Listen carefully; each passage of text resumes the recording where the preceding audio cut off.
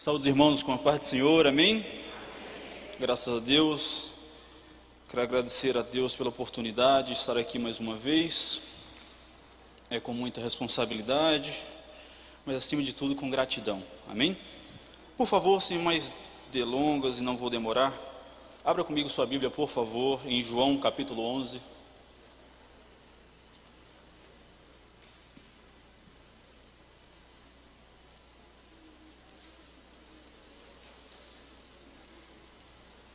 João capítulo 11, versículo 1 ao 6 e versículo 17. Eu brinquei antes de vir para cá que eu leria o versículo 1 até o 46, mas minha esposa disse que ia ser longo demais. Então a gente vai trabalhar ao longo da mensagem, tá bom? João capítulo 11, versículo 1 ao 6 e 17 diz assim: Estava enfermo certo Lázaro de Betânia, aldeia de Maria e de sua irmã Marta. Esta Maria, cujo irmão agora estava doente, era a mesma que ungiu o Senhor com um bálsamo e lhe enxugou os pés com os cabelos. Mandaram as irmãs de Lázaro dizer a Jesus: Senhor, aquele a quem amas está enfermo. Quando Jesus ouviu isso, disse: Esta enfermidade não acabará em morte, mas é para a glória de Deus, para que o Filho de Deus seja por ela glorificado. Jesus amava Marta, a irmã dela, e a Lázaro. Quando, porém, ouviu que Lázaro adoecera, ficou ainda 2 dias no lugar onde estava. Versículo 17. Quando Jesus chegou, já fazia 4 dias que Lázaro havia sido enterrado. Amém? Senhor Deus, Pai que está nos céus, estamos aqui, Senhor, em Tua presença, diante de Ti, para Te louvar e Te agradecer, Pai. E nos permita Te pedir que a Tua palavra sonde nossos corações e nos transforme em homens e mulheres segundo a Tua vontade, Pai. Que Teu Espírito permaneça aqui e que não seja, Pai, particularmente o homem falando, mas Teu instrumento. Assim Te agradeço e Te agradecemos em Teu nome. Amém. Pode sentar. Se eu fosse dar, e já dando, um tema para essa mensagem, seria quando tudo parece perdido. Já quando eu estava estudando ela, eu perguntei ao meu pai sobre a mensagem e achamos sensato falar sobre isso, porque cabe o momento que estamos vivendo. E aqui eu quero falar com você sobre as crises que são inevitáveis, crises que eu e você passamos ou vamos passar, porque eu aprendo com Lázaro e suas irmãs que eles eram amigos de Jesus, eram íntimos dele, e mesmo assim adoeceu. Nós vamos viver crises, e pior, crises também aumentam, porque Lázaro adoeceu e morreu. Então o fato de sermos cristãos, o fato de sermos íntimos de Deus, da sua presença, e de nos relacionarmos com Ele, não gera o mérito, ou o fato de que não vamos passar por crises. Na verdade, pelo contrário, iremos passar.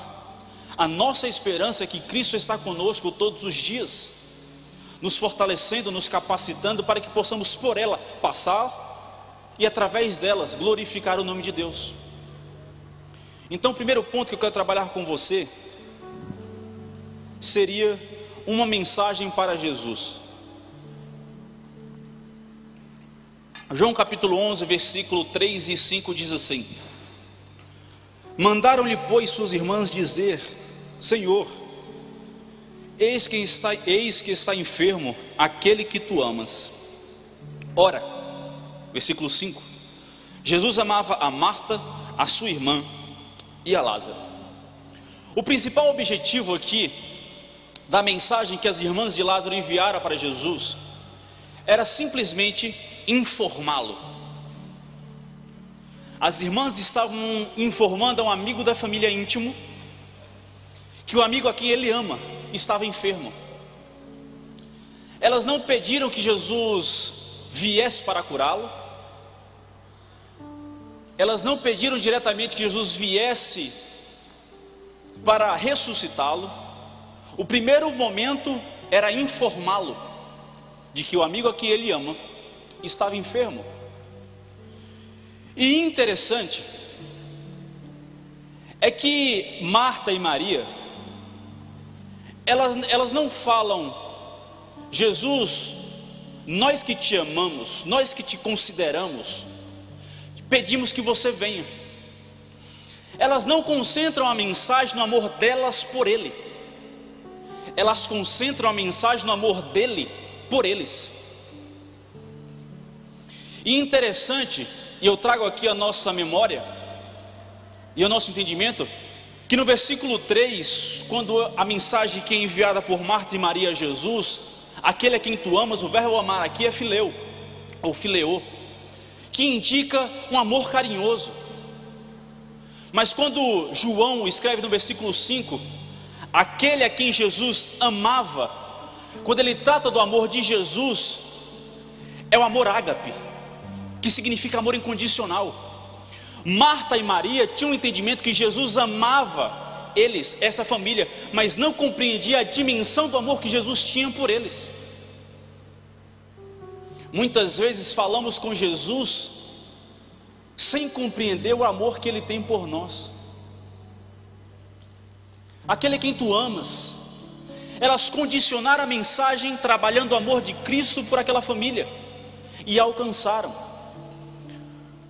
porque Jesus foi, apesar de que Ele foi no tempo dele.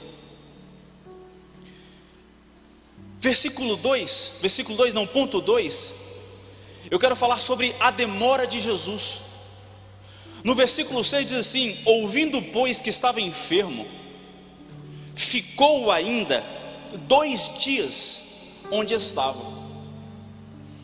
Se formos pensar logicamente, é impossível compreender com um amigo que me ama, que precisa de mim, que precisa da minha presença, a partir do momento que a mensagem chegou, entende-se que Jesus pegaria tudo, ou nem daria tempo de pegar tudo, e partiria de Betânia para onde eles estavam. Porque é lógico que o amigo pega tudo e vai ao encontro daquela família, mas não. Jesus demorou 2 dias. Jesus trabalhou no tempo dele. A demora de Jesus foi proposital. Agora imagine comigo, Jesus disse assim: a doença não é para a morte. Agora imagine Jesus demorando 2 dias, Marta e Maria olhando para Lázaro, enfermo, e Jesus não chega. Imagine a confusão mental entre aquilo que ele disse e aquilo que ele está fazendo, porque a nossa compreensão é limitada para compreender isso. Quantas vezes nós ouvimos promessas, profecias de algo que Deus vai fazer conosco, e nós estamos olhando para a realidade, é totalmente contrário àquilo que Deus falou. Deus está demorando, Deus não está fazendo o que Ele prometeu. Quantas vezes nós oscilamos em nossa fé e nossa crença em Cristo, porque Ele está trabalhando no tempo dele e não no nosso. Tudo está parecendo que está se perdendo, que está acabando, que está indo em direção à morte, e Jesus não vem. Onde está Jesus? Quando tudo parece perdido, o mundo está acabando, pessoas estão morrendo, onde está Jesus? Jesus está vindo no tempo dele. Imagine Marta, principalmente Marta, que era muito lógica, pensando no descuido, no desinteresse de Jesus por aquela família. Imagine as pessoas que estavam ao redor daquela família naquele momento, chorando por Lázaro, clamando por Lázaro, olhando assim: está vendo, Jesus não era tudo isso não. Jesus se importa com os de fora e os de casa não. Cadê Jesus que não veio? Imagine a fé de Marta e Maria oscilando entre cadê Jesus e meu irmão está morrendo. Se parece muito com o que a gente vive diariamente. A demora de Jesus tinha um objetivo. Nós vamos ver que o objetivo era promover o milagre e o avanço da glória de Deus. Era edificar o reino, era fortalecer a fé daquela família, das pessoas que estavam ali e também dos discípulos. Porque é melhor e mais grandioso curar, ressuscitar um morto de 4 dias do que curar alguém enfermo. Alguém enfermo já tinha sido, todo mundo já tinha visto Jesus curar alguém enfermo. Mas ressuscitar alguém morto do 4º dia, nunca. O objetivo de Jesus era fortalecer a fé daquela família. A demora de Jesus era compaixão, amor, cuidado por aquela família.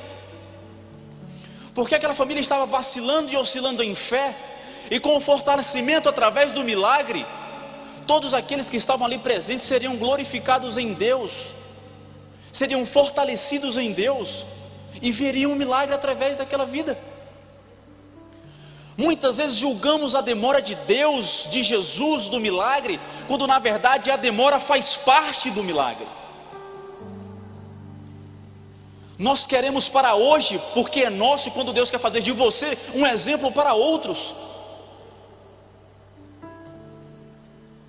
O milagre pode até ser para a tua vida, mas o milagre nunca estará limitado em você.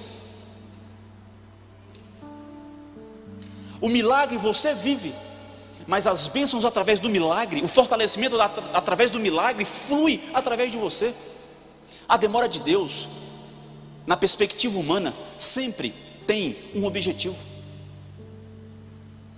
A nossa missão, a nossa necessidade é compreender o objetivo atrás disso. Eu sei que é difícil, porque tudo parece perdido. É tirar o foco do problema e buscar o objetivo no milagre que ainda não aconteceu. Mas Deus nos capacita para isso. Interessante que muitas vezes, eu vou dar 3 exemplos que Deus demorou na Bíblia. Abraão, tu terás um filho, com Sara, 25 anos. Hoje Deus te promete um filho. Você espera que daqui a 9 meses ele nasce, que promessa e profecia tem que ser para hoje. Falou hoje, tem que cumprir hoje. Mas Abraão e Sara esperou 25 anos. 25 anos. Imagine Abraão vendo suas forças esvaírem, Sara estéril e ficando velha. Eu aposto que Sara deve ter falado assim: tu escutou Deus mesmo? Foi ele que falou ou foi nossa imaginação? Porque Deus promete, não cumpre na hora que a gente quer, e a gente vacila em nossa fé. Jesus, quando os discípulos estavam no mar, ele não veio na primeira vigília, quando as ondas batiam, não veio na segunda, não veio na terceira, só veio na quarta. Os discípulos estavam vendo o mar bater na lateral do barco, o vento sopra forte, e Jesus lá de boa, caminhando sobre as águas. Porque Jesus veio no tempo dele. A filha de Jairo: Senhor, vem que minha filha está enferma. Espera um pouquinho, Jairo. Quando chegou lá, a filha estava morta. Jesus demorou, mas cumpriu aquilo pelo que ele veio. 3 vezes Marta passou por prova nesse relato aqui. Vamos ver. Marta sentiu a ausência de Jesus. Ela diz: Senhor, se estiveras aqui,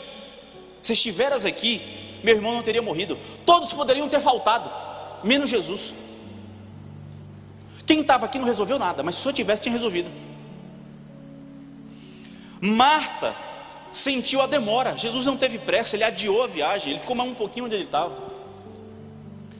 E Marta sentiu a morte de Lázaro. Senhor, agora não adianta mais, ele já morreu, já cheira mal. Marta vacilou 3 vezes, foi posta em prova 3 vezes. Quantas vezes passamos por provas para compreender o que Deus está fazendo e não compreendemos? Deus não faz prova somente para fazer prova, brincar. Vou aqui, estou sem fazer nada, vou fazer uma prova ali com o pastor Josué, vou brincar aqui com ele. Deus não brinca com a gente. Deus faz prova para nos ensinar. Vamos ver que Jesus falou diretamente e indiretamente com Marta sobre a ressurreição de Lázaro 2 vezes, e ela não entendeu. Deus fala com a gente indiretamente, a gente não entende. Falando diretamente com a gente não entende. Mas Deus se preocupa com o nosso entendimento sobre o milagre. Marta, no versículo 21, diz assim: disse, pois, Marta a Jesus: Senhor, se estivesses aqui, meu irmão não teria morrido. Marta acreditava que no passado Jesus era capaz de curar Lázaro. No versículo 24 diz assim: disse-lhe Marta: eu sei que há de ressuscitar na ressurreição do último dia. Marta acreditava que Jesus era capaz de ressuscitar Lázaro lá no último dia, no futuro.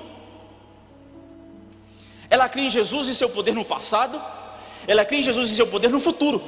Versículo 39 diz: disse Jesus: tirai a pedra. Marta, irmã do defunto, disse-lhe: Senhor, já cheira mal, porque já é de quarto dia. Ela não creu que Jesus era capaz de curar ele no presente. A gente crê que o Deus de ontem existe. A gente crê que o Deus que virá no Apocalipse existe, mas na prova, quando tudo parece perdido, já cheira mal. Não adianta, para que tirar a pedra? Já morreu? Já é de quarto dia? Só que a Bíblia fala: Deus é o mesmo ontem, hoje e sempre.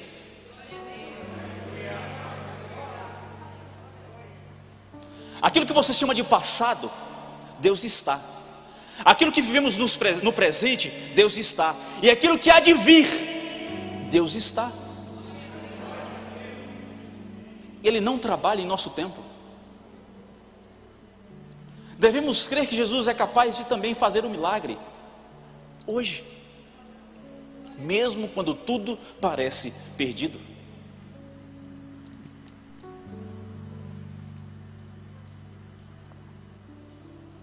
Quando a gente vacila em nossa fé, quando passamos a oscilar em nossa fé, a gente vive baseado no eu sei. Quer ver? Versículo 22 e 24 diz assim: ainda agora, porém, sei que tudo que pedires a Deus, Ele te concederá. Marta. Versículo 24: respondeu Marta: eu sei. Quando a gente vacila na fé em Deus, a gente vive baseado no eu sei. Só que quando chegamos nesse nível, Jesus diz no versículo 25: eu sou a ressurreição e a vida. Quem crê em mim, ainda que esteja morto, viverá.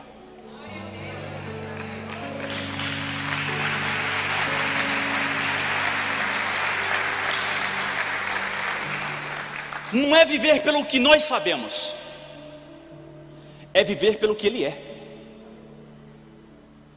Não é crer, não é ver para crer. Jesus disse para Marta: se creres, verás. Jesus não disse: você vai ver e então crer.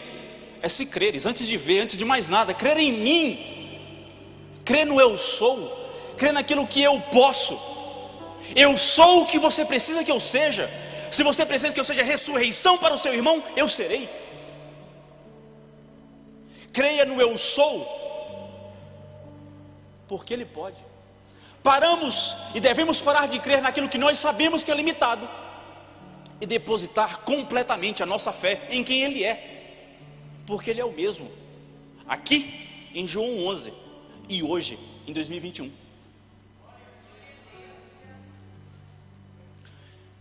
Terceiro ponto, a motivação de Jesus.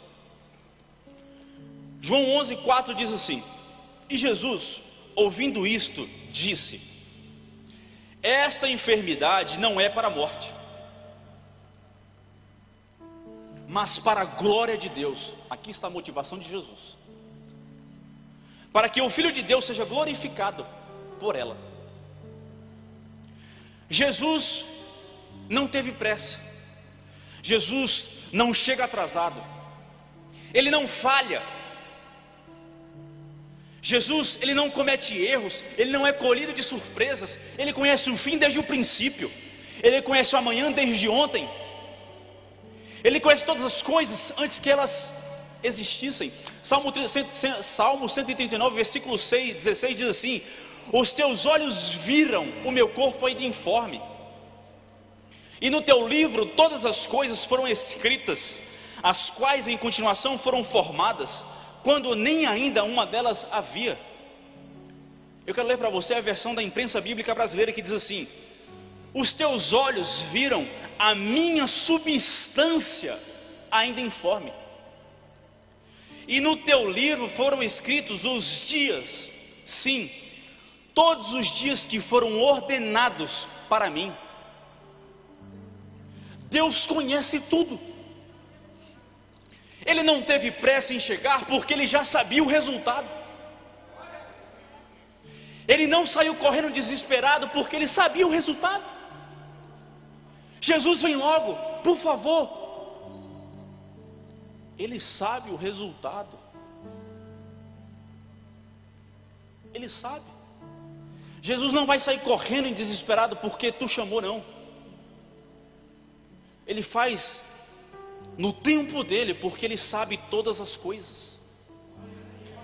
Gente, o texto que eu li acabei de falar assim: os teus olhos me contemplam desde a minha substância. Não era que no ventre ele passou a te ver.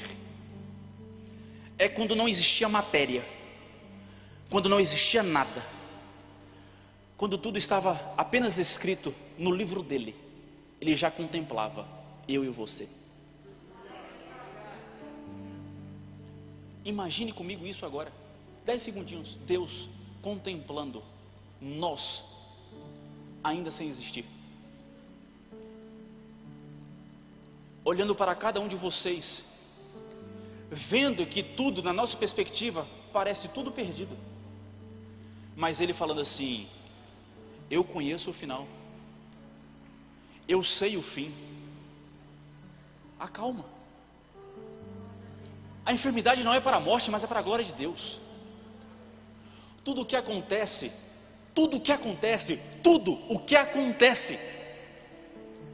é para a glória de Deus. Tudo conjuntamente coopera para o bem daqueles que amam a Deus. E tudo contempla também a morte, mas também a vida. Interessante que Jesus, no episódio da morte de Lázaro, não entrou em desespero, ele não ficou ansioso. Romanos capítulo 8, 28 diz assim: e sabemos que todas as coisas contribuem juntamente para o bem daqueles que amam a Deus, daqueles que são chamados segundo o seu propósito. Os mesmos olhos que contemplaram e acharam Adão no Éden escondido, os mesmos olhos que viram o desejo daqueles que estavam em Babel, os mesmos olhos que contemplam o desejo dos corações, se atentou para Lázaro e também se atenta para nós, porque tudo coopera para o bem daqueles que amam a Deus. E gente, todas as coisas, nada menos, coopera para o bem. E olha, tudo coopera para o bem, está incluso nessa sentença: a vida e a morte, a alegria e a tristeza, a prosperidade e a adversidade, os anjos, Satanás, suas hostes, as montanhas, as nuvens, os mares, as nações, os governantes, tudo coopera. A Bíblia vai dizer que até estrela em sua trajetória pelo céu coopera para o nosso bem. É só ler Juízes capítulo 5, versículo 20, vai dizer que a estrela em sua trajetória também coopera para o nosso bem. Tudo coopera para o nosso bem, mas daqueles que amam a Deus. Eu pergunto a você: você ama a Deus? Ah, Deus está dando tudo errado. De duas uma: ou você não ama a Deus e nada está cooperando para o seu bem, ou Deus vai ser glorificado no teu propósito.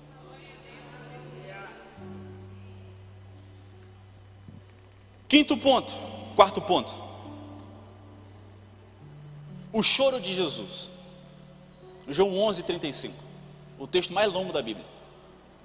diz assim: Jesus chorou. Aqui, o próprio amor encarnado chora. O próprio amor derramou lágrimas. A compaixão derramou lágrimas. Até aqui todos choravam, mas agora Jesus que chora.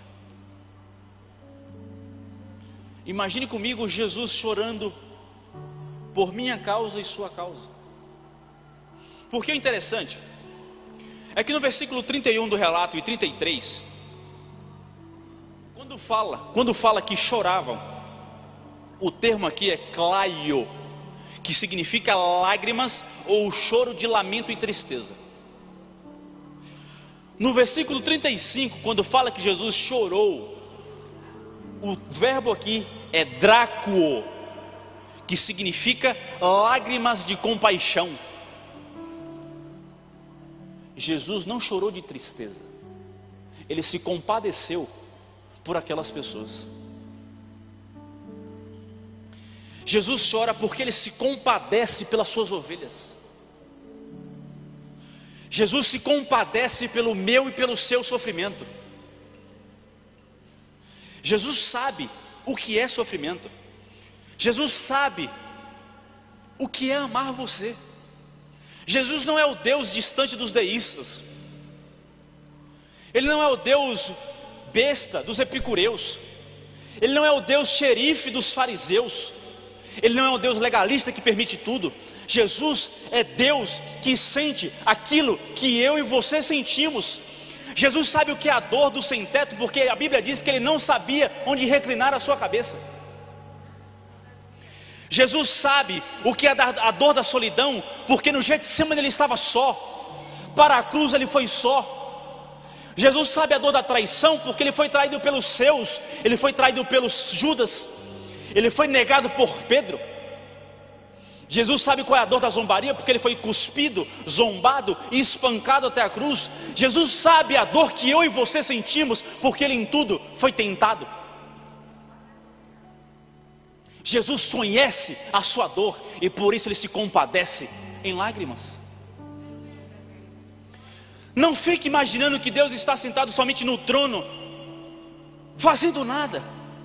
Ele se compadece de mim e de você. Jesus chorou. A Bíblia vai dizer que há um advogado no céu, de dia e de noite, intercedendo por mim e por você. Quando Jesus chora, ele está intercedendo.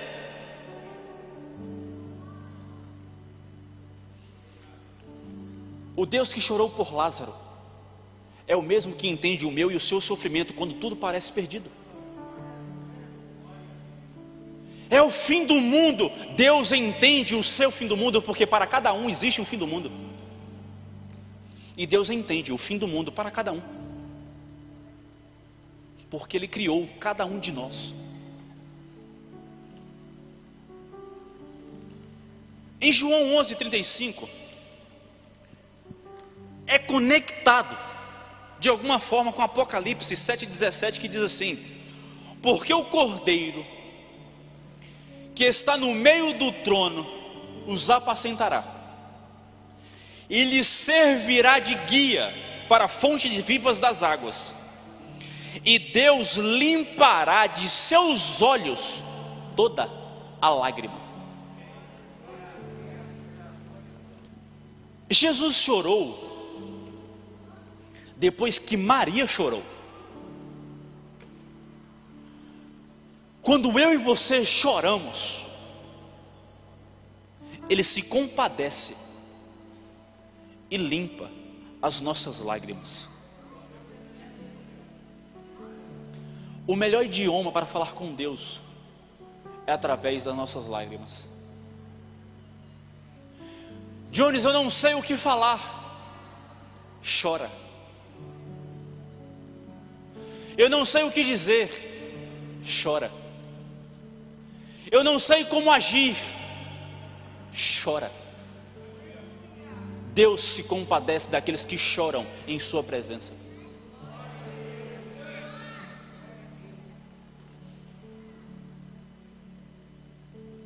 chora. Interessante que João extrai esse texto lá em Apocalipse 7:17, quando Jesus fala lá em Isaías 25:8, que Deus está dizendo ao seu povo que tragará a morte para sempre e enxugará as lágrimas de todos os rostos. E o ápice de João em Apocalipse, quando ele está contemplando a Nova Jerusalém, em capítulo 21, versículo 4, que diz assim: e Deus limpará de seus olhos toda a lágrima, e não haverá mais morte, nem pranto, nem clamor, nem dor, porque já as primeiras coisas se passaram. Ei, a dor que você sente hoje, o pranto que você faz hoje, o clamor que você faz hoje, depois não haverá. Na eternidade, na Nova Jerusalém, Deus estará em nosso meio, apacentando as suas ovelhas, e recolherá toda a lágrima que esse mundo nos causa. O sentimento de Jesus aqui em João capítulo 11, quando ele chora, é o mesmo sentimento que Deus tem em Apocalipse 21. Ele já estava colocando em prática aquilo que ele fará na eternidade. Ele estava se compadecendo das suas ovelhas. Ele estava apacentando as suas ovelhas. Ele recolheu as lágrimas daqueles que choraram em sua presença, e chora, porque ele se compadece. Jesus não chorou por tristeza, como eu falei, Jesus chorou por compaixão.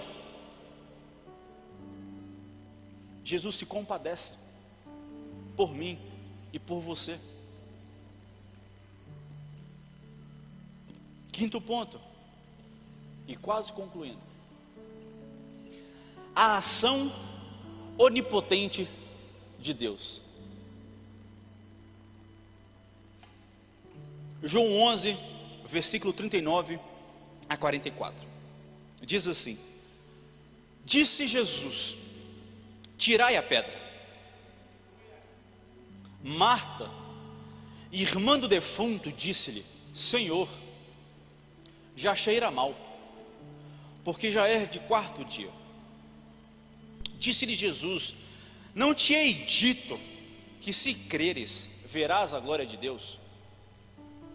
Tiraram, pois, a pedra de onde o defunto jazia. E Jesus, levantando os olhos para cima, disse, e eu acho isso aqui muito incrível: Pai, graças te dou por me haveres ouvido. Eu bem sei que sempre me ouves, mas eu disse isto por causa da multidão que está em redor, para que creiam que tu me enviaste. E tendo dito isso, clamou com grande voz: Lázaro, sai para fora. E o defunto saiu, tendo as mãos e os pés ligados com faixas, e o seu rosto envolto num lenço. Disse-lhe Jesus: desligai-o e deixai-o ir. Gente, todas as vezes que Jesus opera um milagre, ou quando ele estava aqui na terra, quando ele operava os milagres, ele não desperdiçava ou usava de forma aleatória o seu poder. Deus, somente Deus pode dar vida aos mortos, mas para tirar a pedra é comigo e com você. Ah, Deus não ressuscitou o morto quando tudo pareceu perdido. Você tirou a pedra quando Ele mandou? Você empurrou ela? Porque aquilo que é impossível, só Deus faz. Mas aquilo que está em mim e em sua competência, faça. Porque nossa mania é: Deus não faz, Deus faz. Mas você fez a sua parte? Quando nós fazemos a nossa parte, não é porque Deus não pode fazer, é porque Deus quer fazer com que você faça parte do processo do milagre. Assim como Deus não fica parado, Ele não quer que você fique parado. Para viver o milagre é necessário levantar, sair da zona do conforto e empurrar a pedra. Porque com a pedra retirada, o defunto sai. Mas quem tira o defunto não é você nem eu, é somente aquele que tem o poder sobre o impossível. Mas no possível, Deus quer que eu e você arregaçamos as mangas e empurre a pedra. paramos de dizer, é necessário parar de dizer que Jesus não fez quando eu e você nem empurrou a pedra ainda. Porque Ele só manda Lázaro sair depois que a pedra sai. Deus não vai mandar Lázaro sair da sua vida enquanto você não tirar a pedra da frente. Marta, de novo, terceira vez, ela vacila entre a fé e a lógica. Senhor, já cheira mal, porque é dia de quarto dia. Marta de novo volta a sua atenção para o defunto, em vez de focar no Deus que ressuscita o morto. Marta, já não te disse que se creres, verás a glória de Deus? Jesus disse a Marta, pelo mensageiro: não é para a morte, é para a glória de Deus. Uma vez. Marta, se creres em mim, Ele ressuscitará. É no último dia. De novo Deus fala com Marta: Senhor, já cheira mal, eu não já te disse que se creres, verás a glória de Deus? Deus está dizendo essa noite: eu não já disse que se creres, verás a glória de Deus? Todo dia está sendo pregado nesse altar que é necessário que a igreja se estabeleça como igreja na terra, para que possamos ver aquilo que Deus prometeu. Marta, eu já te disse. E Deus está dizendo essa noite: eu já disse, igreja. Agora se coloque como igreja, se levante como igreja, se estabeleça como igreja, tenha e exerça autoridade como igreja. Ele não já disse, Deus não já deu, Deus não já prometeu, Deus não já falou uma, duas vezes, e Ele fala a terceira: eu não já disse que se creres, verás? Mas tudo parece perdido, já cheira mal. Eu não já disse, se creres, verás a glória de Deus? Creia e veremos a glória de Deus. E diz assim: e Jesus ergueu os olhos e disse: Pai, eu te agradeço porque me ouvistes. Jesus aqui falou que horas? Jesus falou com o Pai aqui que horas no relato? Jesus já estava agradecendo por aquilo que ele tinha certeza que ia acontecer. Jesus já estava agradecendo ao Pai por aquilo que ele tinha certeza, pela sua onisciência, que já aconteceria. A nossa mania é agradecer depois que acontece. A gente não quer agradecer por aquilo que não aconteceu. Pai, eu te agradeço porque me ouvistes. Jesus não tinha começado a oração ainda, ele já começou agradecendo por aquilo que não aconteceu. E eu falo isso pela multidão ao redor. A gente só quer agradecer depois do milagre e jogar na cara de quem está ao redor. Jesus nos ensina a agradecer pelo que não aconteceu, para a glorificação e edificação daqueles que estão ao redor. Quando as pessoas ao seu redor veem você glorificando e agradecendo por aquilo que não aconteceu, até fazem chacota. Mas quando acontece, eles creem. Porque só tem uma explicação: Deus. Pai, obrigado porque me ouvistes. Ele já estava agradecendo pela certeza que haveria de acontecer. Agradeça, seja grato por aquilo que não aconteceu. Quando tudo parecer perdido, seja grato pelo milagre que não aconteceu. Já morreu, já cheira mal, agradeça por aquilo que não aconteceu ainda. Muitas coisas não vivemos porque não agradecemos. Tem vezes que a gente não agradece nem depois que acontece. Acontece, a gente já pega no automático e segue a vida, já pede o próximo milagre. Jesus nos ensina a agradecer antes. porque através da gratidão Ele é glorificado, e aqueles que estão ao redor serão edificados através do teu milagre. Versículo 43: eu bem sei que sempre me ouves,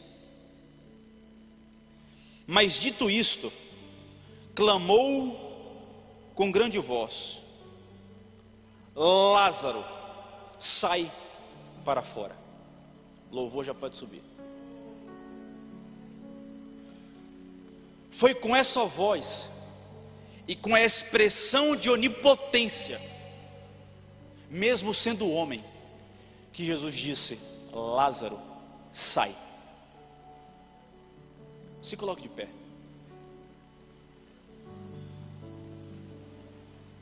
Creia que o milagre vai vir. Gente, literalmente, há 1 ano e pouco nós estamos vivendo em um mundo que tudo parece perdido. Tudo. Mortes, doenças, pestes, fome, economia, crise política, em todos os âmbitos, parece que tudo está perdido. Sem direção, sem governo, sem governante. E o que eu vim para dizer é que Deus ainda é Deus, sempre será Deus, e tudo que parece sem governo está debaixo do seu poder, da sua onisciência, da sua onipresença e da sua onipotência. Nosso dever, crer, agradecer, tirar a pedra e viver o milagre. E para a gente concluir aqui, eu vou ler com você versículo 45 e 46, que diz assim: muitos dos judeus que tinham ido visitar Maria e tinham visto o que Jesus fizera, creram nele. Versículo 46: alguns, porém, foram aos fariseus e contaram o que Jesus tinha feito no seu milagre. E sempre vai haver dois grupos: aqueles que creram e aqueles que rejeitaram. A minha pergunta essa noite é, e já chamo o pastor: quem você é? Aquele que crê ou aquele que rejeita? Aquele que quando vê o milagre acredita, ou aquele que quando vê o milagre vai fofocar com os outros? Curve sua cabeça. Senhor Deus Pai que estás nos céus, estamos diante de Ti, Senhor, para Te louvar, Te agradecer e Te engrandecer, Pai. Declarar que Tu és o nosso Deus, o nosso Senhor, Senhor da nossa vida, Senhor da nossa casa, Senhor daquilo que somos e temos. Pai, compreendemos que o Senhor tem poder sobre tudo, sobre todos, sobre todas as coisas. A Tua palavra diz que aqueles que estão nos céus, que estão na terra, que estão debaixo da terra, se ajoelham na Tua presença. Nós entendemos, Pai, que mesmo quando tudo parece perdido, a nossa única obrigação e dever é crer em Ti, é depositar nossa fé em Tua presença. Mas, Senhor, nos permita falar. Somos limitados, somos muitas vezes incapazes de ir completamente nos jogar em Tua presença. E nos permita Te pedir, nos fortalece, nos ensina o caminho da Tua presença, nos ensina o caminho do Teu altar. Senhor, entendemos que choramos por tristeza, e o Senhor chora se compadecendo pela nossa dor, e acreditamos que o Senhor de dia e de noite compadece, advoga por nós. Senhor, de fato, tudo parece perdido. Eu não conheço os corações de quem está aqui. Na verdade, eu nem conheço o meu coração muitas vezes. Mas o Senhor sonda os nossos corações. O Senhor sonda a nossa alma. O Senhor sonda a dor da nossa alma. O Senhor sonda a dor, a cicatriz, a ferida que é estabelecida dentro de nós. E em Ti, Pai, nos entregamos. Em Ti confiamos. Em Ti depositamos a nossa fé, porque pertencemos a Ti, Pai. Assim te agradecemos. Amém.